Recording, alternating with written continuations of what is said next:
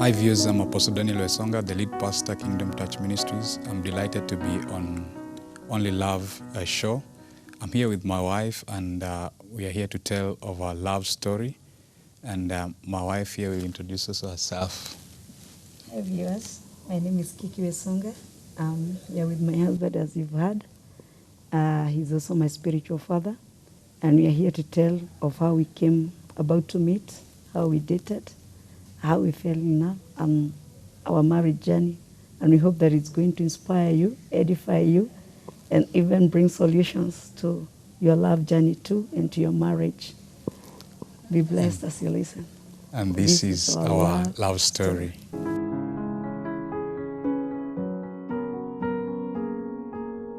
I think for me, I received a friend request on Facebook. Actually, it's not a friend request, but it was an inbox without a friend request. And in this, she was saying that I've been referred to you by an aunt of mine. I've just been born again recently, and I don't know much about salvation. And she highly recommended that you be the person I should look for to teach me. And that's how we connected. So I sent her the friend request, then we planned to meet, and that was the start. I had just gotten born again alone in the house, and I had stayed for so long without going to church. I didn't know where to start my journey of attending church, because the last time I went to church I was in Sunday school. So I didn't know what this salvation really meant, apart from saying the prayer of accepting Jesus. And I was also having issue because that time I was an alcoholic, and I had a murder case that was going on. So I just needed somebody who can show me the way. And I didn't know any close pastor, I didn't know anyone. So I just looked for a relative that I knew was born again. She was a far distant auntie of mine, and she told me, for you to know these things about salvation, you need a teacher. She told me, I have a gospel teacher that I'm going to refer you to on Facebook. So that's how I sent him a message. I wanted to know what is about this salvation. Is it just about going to heaven, or or is there more to this? Will I get solutions of my life from this salvation that I have just received alone in my house? Now, being a pastor, I think as a pastor, the gateway is quite open. Actually, we get to meet even thugs, like somebody comes and says, I'm most wanted and such. So I think being a pastor is opened me up to really meet anyone.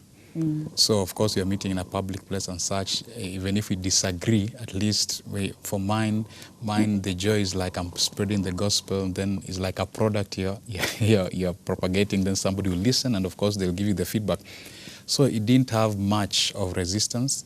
We just arranged and we say, let's meet in a particular restaurant. It happened at that point in time where both of us staying on Thika Road.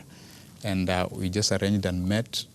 Then it didn't have anything to do with marriage. Actually, at that point in time, I was equally dating, but in a rough, the strange thing, I was dating and in a rough joint. At the same time, I was starting off church services in town the week that was supposed to come.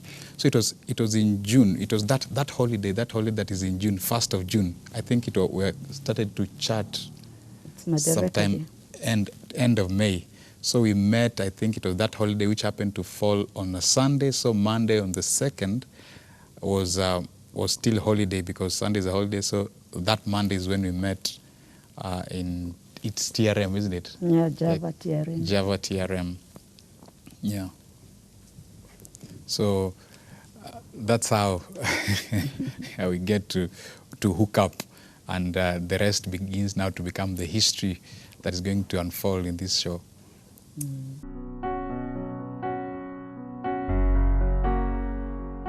When I met him, actually I was so genuine. I was looking for God. I wanted to know more about salvation, and that's all I was looking for, because even actually that time I had come from a very rough patch. You hear they had a murder case because I was in a love triangle and a guy was killed in my house.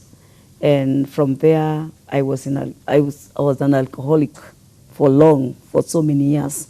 And now I'm here, I'm alone. This thing had traumatized me, but I was not able to stop drinking. Now this was like 7 months after the murder had happened. And now I was very I have received God, but also in another relationship. Actually, I was dating a married man by that time. When I'm meeting, I'm still continuing to date this man even after receiving Christ alone in the house.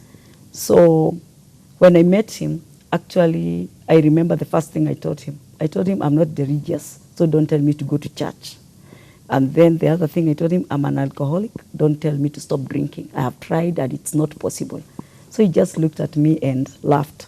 He did not say anything about the church, but he looked at me and told me, if God wants to use you, alcohol is not such a big problem. He will still use you when you're still drinking. So whatever journey that you're looking in God, don't think that alcohol will stop you from having a relationship with God. And from there I was like, wow, this is not what this is a pastor who is making my hugest or the most large problem in my life seem like an anthill. And to say the truth, that was the last time I sat in a pub drinking beer. And he did not even pray for me, but he just started explaining to me what salvation is and how the concept that he gave me of God was so liberating. I looked at him and I asked him, how come people are not coming to Christ if this is what salvation actually is? It's not just all about going to heaven.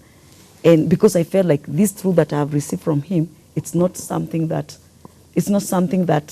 anybody can refuse. And we stayed there. I think we met as from 2 to around 7 p.m. And when we were meeting, I have a best friend that I call Mother. If we are meeting any guy, we would just chat and describe how this person is. So Mother was wondering, how come today Kiki is not mentioning anything about the meeting? But I was so captivated by what he was telling me about God. And the following morning, when I went to work, I told my friend, do you know, unaweza ona nimeacha job, nimeenda kuhubiri. And she was like, what did the guy that you met tell you? He did not tell me anything, just told me about God. And from there, now we started like, I would want to meet him every time just to explain to me about God and this salvation, because I was receiving something started happening after meeting him that was so deep and so personal and so fulfilling. It filled an emptiness in me. You hear I say that was the last time I drank beer, because I had an emptiness that I wanted to fill beer with clubbing and everything. People are even getting tired of me because of clubbing, a lot of clubbing. After meeting him repeatedly, because now I started booking meetings with him, like every week we would meet. And I realized, after 1 month, I realized I have not even drank. I have not even had a craving. And you see, I was an addict. And I realized it's because of these meetings. Yet, and then another thing, he said that's the time he was starting church. So he told me, when I went to work, I used to work with interns, a lot of interns. I was talking to them and I told them, I'm born again. And that was not the week that I got born again, because I got born again for several weeks before I met him. And they told me, yeah, we know you're born again, but you still drink, because I could still drink with these students. But I told them, no, and they told me, if you're born again, where is your church? Oh, I remembered I don't have a church. And I don't even ask him where so I called him and asked him, Daniel, where is your church? He told me, I told you when we met on Sunday that I'm starting a church this coming Sunday. That was within the week when we had met. And I told him, what are the qualifications for someone to join you in church? He told me, nothing, anybody can come to church, so just come. And I started inviting people. Actually, what I told people, I told those interns, I'm starting a church, and the first service is on Sunday. And they started laughing and asking, where is it? I don't even know the location. Do you have instruments? And we started joking. And it's just like something, I had an inward witness. This church is a personal thing to me. And I started taking things personally as that. And yeah, there was no awkward moment. We just felt, because in my whole life I felt like I've been waiting for this man. I've been waiting for somebody who gives life solution like this. I would tell my friend, I have met a Superman, like a person, a genius, a Superman who has solutions to every issue. And most of that time my issue was the emotional, because one of the things I used to have anger. And he told me, if I stay with you for 2 months and you're still having these anger issues, just know how to say Diani. So every problem that I came to with, he had a solution that was working like magic. Actually, I started getting lighter. apart from now not drinking. I lighter even emotionally and all those things. Even my body, I could feel my body is getting lighter, that I'm more active, I'm more happier and all that.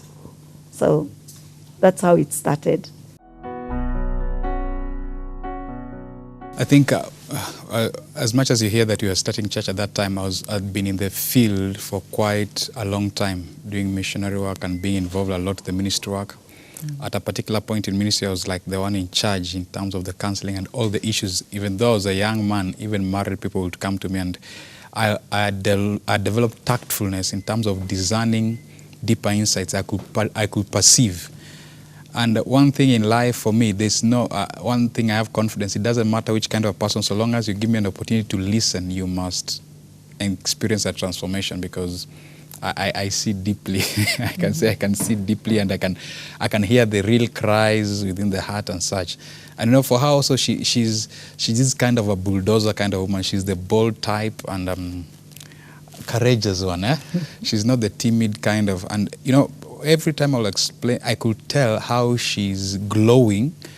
The more the more I will explain, I'll teach her and such, the more she will glow, and the more it will like draw from me. So it's like long hours will appear like it's a short moment, and I could speak and speak, because sometimes when you find somebody whom you can pour to in terms of the knowledge that you have, you find yourself, it becomes like an endless river. So I was seeing that transformation firsthand. Like I was seeing it. Like I will tell today, like when she's talking about anger, the anger she had was that kind of anger where one will get angry and shake. And she will tell me that, for me, I terrorize people and such. And then I will smile. I'm like, this you're talking about terrorizing people. You see, I'm the master of terrorists. So I will tell her, like, actually I told her, is it 1 month? I said, if you stay under my teaching for 1 month and you still have this anger, then no, we're not helping each other. And before even she could do that introspection, it is her nephew and niece who told her, Auntie, even if this salvation did not change anything in you. Did not change anything in you. The fact that your anger is gone, then it is real and such, because there are people who had experienced her terror firsthand and such, and see. And then also she was very bold in terms of like all the crew that you see, she was a party animal and such. And in the same way also, she will invite the entire crew they used to drink with and say, come and listen to this. She used to call me Superman. Yeah. And I think it also motivated me and such. So I was so certain of that transformation. There was no iota of doubt. I could see it, I could discern it, and I was confident of the journey that was taking place in her life. The anger issue was not brought about by the murder or the name. It's something that had developed in my life out of frustrations of life, because I felt it was coming from the vacuum of what God now occupies in my life. Even looking for alcohol, getting angry, like I could drink. I remember the December 2012, I partied from 11th December to 15th January. And I would carry people, I would buy beer, I had money, I would buy beer, I would go for road trips until people, like I used to party with boys, and I would even bring girls for them. And it got to a place that they told me, no, the energy that you have, we cannot keep up with. I think I had a demon that was really making me have this kind of a life. And it got to a place that now even this alcohol was not satisfying me. And I really thank God, because I never got to hard drugs or anything. So it was not satisfying me. So you are drinking the whole night, you are drinking the hardest liquor and everything, and it's not really bringing even the joy, even you're not getting tipsy at times. And now that results into a frustration, because whatever you want to fulfill with this alcohol, it's not even actually doing it for you.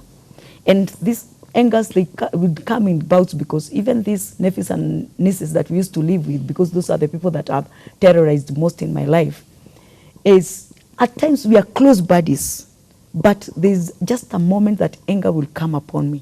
Now, what happened, why I call him even my spiritual father, not just leading me to know God, is because he had fathered me. He has fathered me in a million ways. And I realized in all those things that were shortcoming in me, or they were undesirable traits in me, they were emanating from dents in my life. And in these dents, one of the things, I had a fatherhood dent. Had fatherhood dents, a lot of fatherhood dents that I did not even know. And when now I started getting close to him, I started even becoming afraid of my father.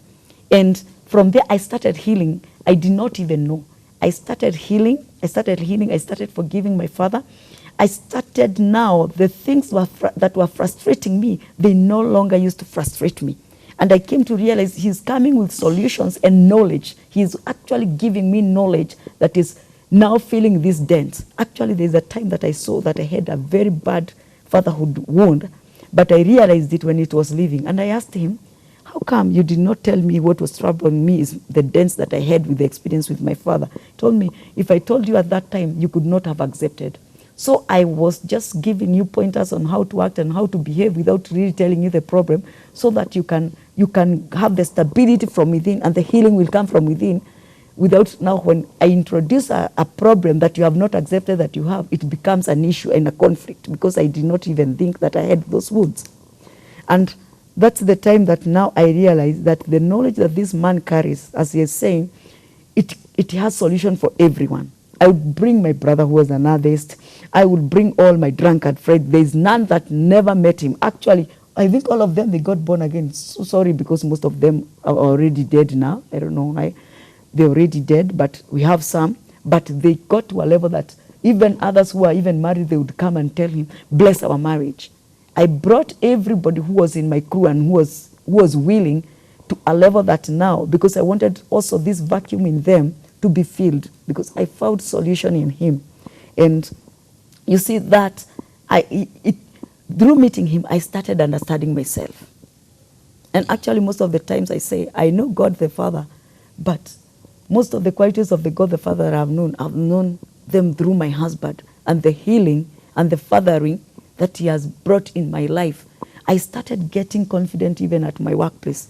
I would go to high-level meetings, and the previous night maybe I would rehearse what I would say. But after meeting, I just became very confident that I'll just go there and I'll just flow organically. It doesn't matter what kind of question is thrown my way. It doesn't matter what challenge, I'll just have something. He brought that. He became my real father, not only spiritual. He became what was lacking in my father. He became that. Finding her as an ideal woman, first of all, I'm very observant. You know, like when you say leading a ministry, it means you're in the place of leadership and you're able to detect particular things. For instance, when you're doing church, there's various dynamics. You see, there's some kind of things in a person that you can never change. It doesn't matter what area you're in.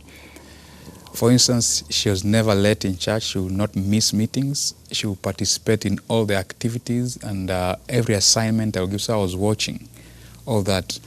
I was telling you that in a relationship now, you're in a relationship, but your partner is absent in all those kind of whatever's is battle. You come from building something, then eventually you go back, it's battle and such. So it's like a kind of a disconnect while finding a different dimension of connection. Somebody who's an intent listener and learner very fast. She learned a lot of things very fast. So to me, I could perceive the deeper potentials, and I knew what I want to build is something that is so big that I will need somebody who has in and of themselves that particular kind of a resolve and that energy that is self-driven. You don't have to push them and such, so that they can have, as much as you're married to somebody, there is the particular thing they can do of their own independence. Yet it's fostering the corporate association that you have, and that became the foundation of finding us a suitable spouse. Okay. And of course now you hear is like now me being able to teach her in all those ways, it means I've replicated myself. It becomes much easier, and it actually one of the best things that really helped our marriage to really have that particular level of stability.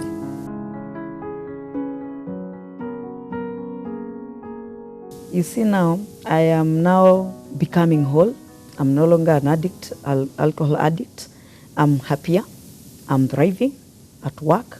I'm thriving in my relationship. I'm thriving in how I relate with people. I'm feeling lighter, including in my body. I'm feeling all this lively and vibrant. And I started getting a lot of peace, a peace that I never knew existed in my whole life of existence. And now, what happened, how I came to fall in love, I think for myself, I think I knew before him, or he knew. But for me, I knew even before talking to him. Because what happened at first, actually I started, now we are getting close and I'm hosting people. One of the day he said, we were hosting people from church. I had a big house, we were hosting people just to have fellowship. And one of the night, because there are some things that he has said, that there are some things you cannot teach a person. And me, I'm a kind of a person that I'll live with, even with 20 people in my house. I don't care. You can all not be working. I'll feed you. I'll do everything. Now, one of the nights we were just having fellowship and it got so late, people had to sleep over. So I got into the bedroom and I came out back with duvet for everyone. Like, there were more than 10 people. And people looked at me and were like, Kiki, you don't even have a kid. Why do you have all these duvets? And I told them, I'm a mother. And he told me, mark that. He just told me, mark that. Then from there, it's what now was happening. It's like I had become very mother in this church, because our church has just young people. I'm just mother, he's there, the father. So it's like it was going without saying that people are looking up to me like a mother. I'm hosting them, I'm feeding them, some I'm paying their rent. I'm just helping them in any way that I can. Then it got to a place, he told me, now you need to fast, because you need to go to another level. And I'm a bit prophetic, so I'm able to see some things even before they happen. When I went to that fasting, I started dreaming that we are married with him. And there was now signal from his side to show me that he's attracted to me. He was very stern with me, because he knew how I lived in the world. I had a bit wayward way. So what was happening now, I started having dreams. But I'm having dreams, it's not something that I premeditated. And one day I told my friend, because I'm having these dreams, and then in the waking, I wake up with feelings like I'm attracted to this man. And one time he had come to my house and I was escorting him. I felt a fondness, a very sharp and deep fondness that I've never felt for anyone in my life. And it's not that I had not dated there before. And I wondered, what is this? I'm not that kind of a girl who feels this deeply for people. So I told my friend, and my friend told me, run, because now you are from the world and you had wayward ways. Now huwezi peleka hiyo kwa kanisa, and this is your pastor. So I repented before God, and I told God, I don't want to see him this way again. And as we continued, the dreams started becoming more prevalent. Often, like every night I'm dreaming, and it gets a progression. One of the things that really shocked me is because I dreamt of me sitting with him somewhere, and he told me something about himself that was very personal, and I could see even the way he was seated.